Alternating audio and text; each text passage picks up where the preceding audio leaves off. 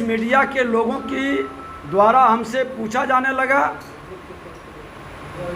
यहाँ के प्रशासन से जब हमने बात किया, कोई स्पष्ट जवाब नहीं दे पा रहा था।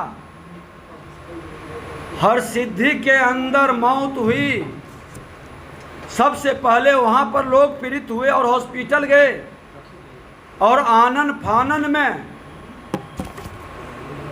बिना पोस्टमार्टम के उसकी लाश को जला दिया गया।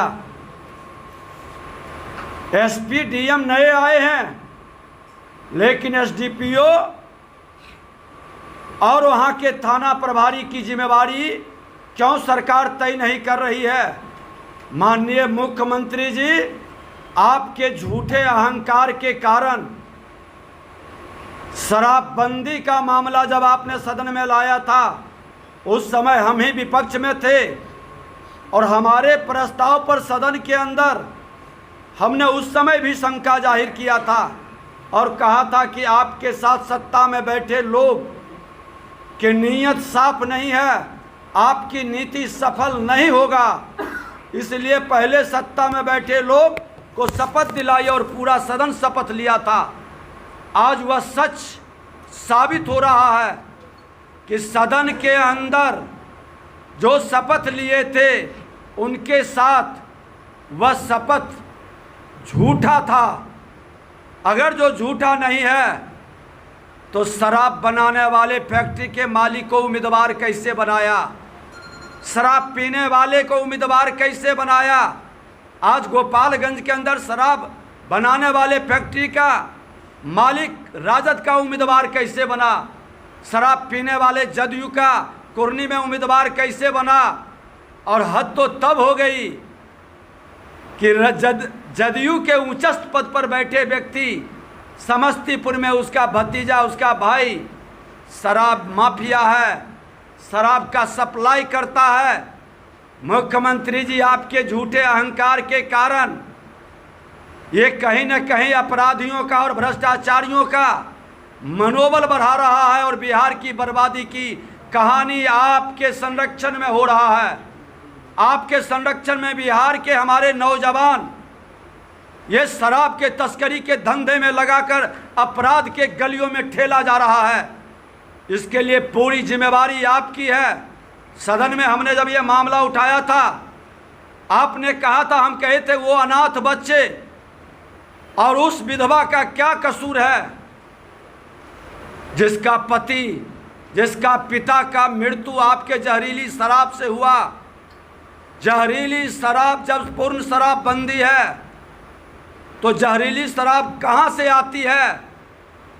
छपरा के अंदर विधानसभा सत्र चलते हुए हम लोग दर्जनों विधायक आए थे और सदन में कहा था आपका इसका न्यायिक जांच कराएं, सीबीआई से जांच कराएं।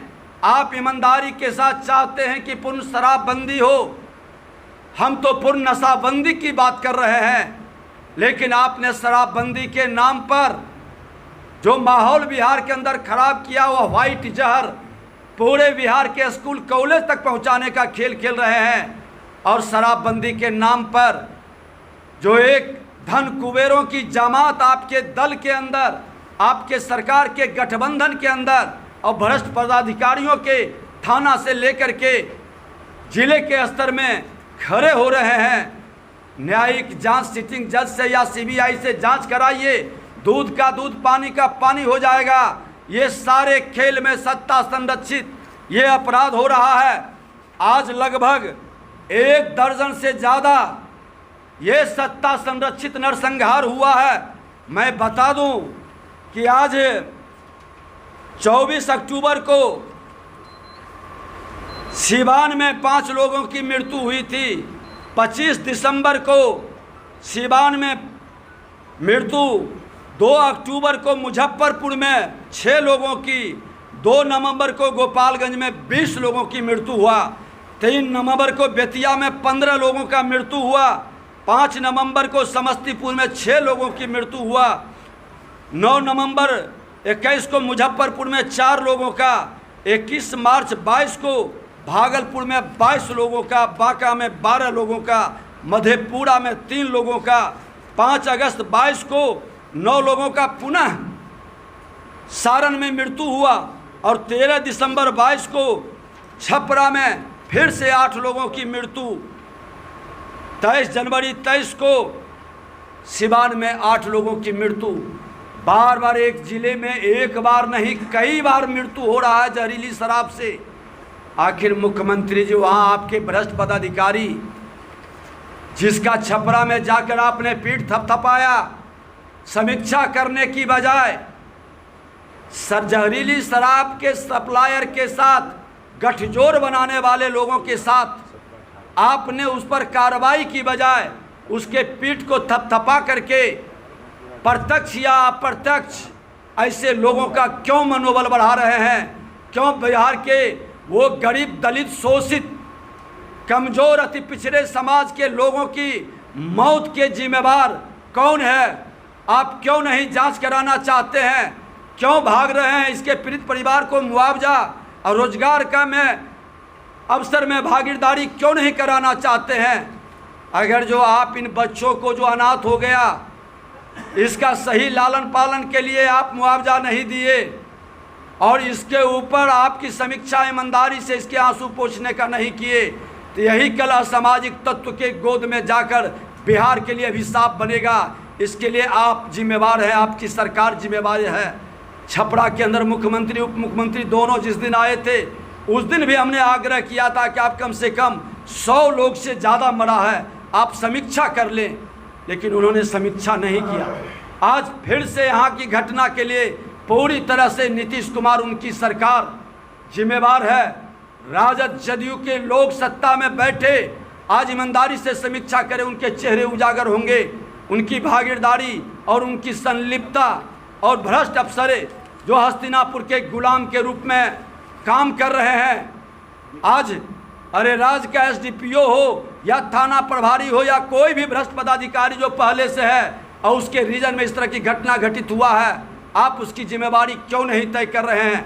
लेकिन हम जानते हैं तय नहीं करेंगे क्योंकि आपकी नीयत में खोट है, इसलिए ये नीति कभी सफल नहीं होगी और विपक्ष के नाते आपको हम बाध्य कर देंगे इस नीति पर विचार करने के लिए। नीतीश कुमार से जब कल सवाल पूछे गए थे मोतिहारी में जहरीली शराब से लोगों की मौत, तो उन्होंने साफ तौर पर कहा कि गलती लोगों ने की है, ऐसी गलती नहीं करनी चाहिए। क्या लग रहा है कि नीतीश कुमार का ये बयान कहीं ना कहीं हंसते हुए कहा था? ये संवेदनहीनता और झूठे अहंकार का बिहार की बर्बादी की यही कहानी लिख रही है। आप जहरीली शराब का सप्लाई कैसे हो रहा है, कैसे बन रहा है, उस वहाँ के थाना का, वहाँ के एसडीपीओ और वहाँ के वरिष्ठ पदाधिकारी की जिम्मेवारी आप किस? हम 1 दर्जन से ज़्यादा ये नरसंहार, शराब के जहरीली शराब से 1 दर्जन से ज़्यादा नरसंहार का आप क्यों नहीं जांच करवाए? क्यों समीक्षा नहीं करना चाहते हैं? क्यों इस तरह से संवेदनहीनता के साथ बिहार की बर्बादी में आप अपना प्रत्यक्ष या अप्रत्यक्ष भूमिका निभा रहे हैं? ये जवाब दे मुख्यमंत्री। सर, शराबबंदी जब लागू हुआ बिहार में तो भारतीय जनता पार्टी भी समर्थन में थी और जब आप लोग सत्ता में थे तब भी मौतें हुई है जहरीली शराब पीने से। यहाँ 2006 में भी जब शराबबंदी नहीं था बिहार में तो तुर्कोलिया में लगभग 10 से 12 मौतें हुई थी। तो ऐसे में आप लोगों को क्या लगता है कि शराबबंदी कानून को वापस लेना चाहिए या? तुर्कोलिया में मौत इतनी नहीं हुई थी जितना आप बोल रहे हैं, जानकारी का अभाव है। ये अभी जो छपरा की घटना है, मोतिहारी की घटना है, नहीं वो जो आप बढ़ा चढ़ा कर बोल रहे हैं और पूरे बिहार की जानकारी शायद आपने नहीं सुनी है। इस प्रकार से शराब पीने से मौत पहले कभी नहीं हुई जो पिछले 1 साल से शुरू। सर, शराबबंदी कानून वापस होना चाहिए क्या? नहीं, सफल तो कड़ाई से लागू होना चाहिए। कड़ाई से लागू जी, 1 मिनट और आपके नहीं, 1 मिनट उनका हो जाए, हो गया आपका। कड़ाई से लागू होना चाहिए और भी हम बोल चुके हम। ठीक है। आपके जो आंकड़े हैं और जिला प्रशासन के जो आंकड़े हैं, दोनों में बहुत का अंतर है। मैं लिखकर अपना दस्तखत करके आपको दे रहा हूँ। इतने नाम हैं, ये नाम है, अभी तक 29 तो मरे हैं, गांव हैं, आप जाकर इसका वेरीफाई करिए। लीजिए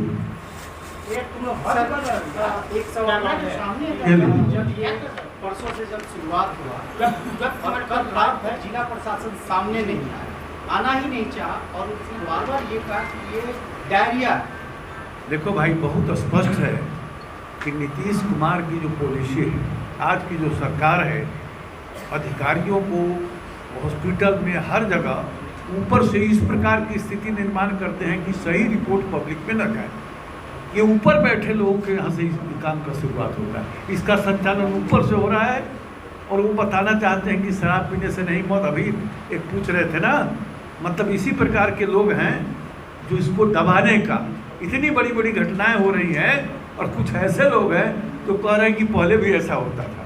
और ऊपर से ये हो रहा है कि ये बातें पोस्टमार्टम में चाहे कहीं नहीं आवे। मैं 29 लोगों का नाम और गांव लिख कर दे रहा हूँ कि इतने लोगों की मौत आज लगभग लाश के नज़दीक भी हम थे, मृतक परिवार में भी गए हैं। अंतिम जो लाश आई है, जहाँ हॉस्पिटल में हम लोग थे, रूमन राय इनका अजय कुशवाहा भोगराहा शीतलपुर हर सिद्धि में है।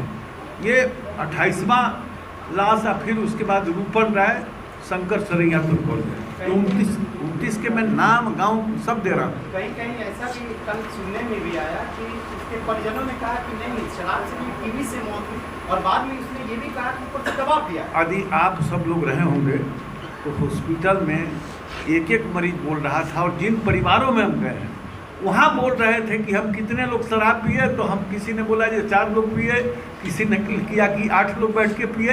ये सब मीडिया के सामने बोले हैं, हॉस्पिटल में भी और गांव में भी जो मृतक परिवार से गए। और हमारे नेता प्रतिपक्ष है तो निश्चित रूप से हम बधाई देंगे कि इस गर्मी में भी गांव-गांव में जाके और मृतक परिवारों से भेंट की है, और यहाँ भी हॉस्पिटल में आकर उन्होंने भेंट किया है। और फिर परसों तारीख है कितना, 18 तारीख को 11 बजे से हमारे सब विधायक और मैं खुद यहाँ धरना पर बैठूंगा कि सबको मुआवजा देंगे। आप सर पटना से चले आए, आप इसको हिंट करिए, आप अब इसको हिंट करिए। काफ़ी चर्चा हो चुकी।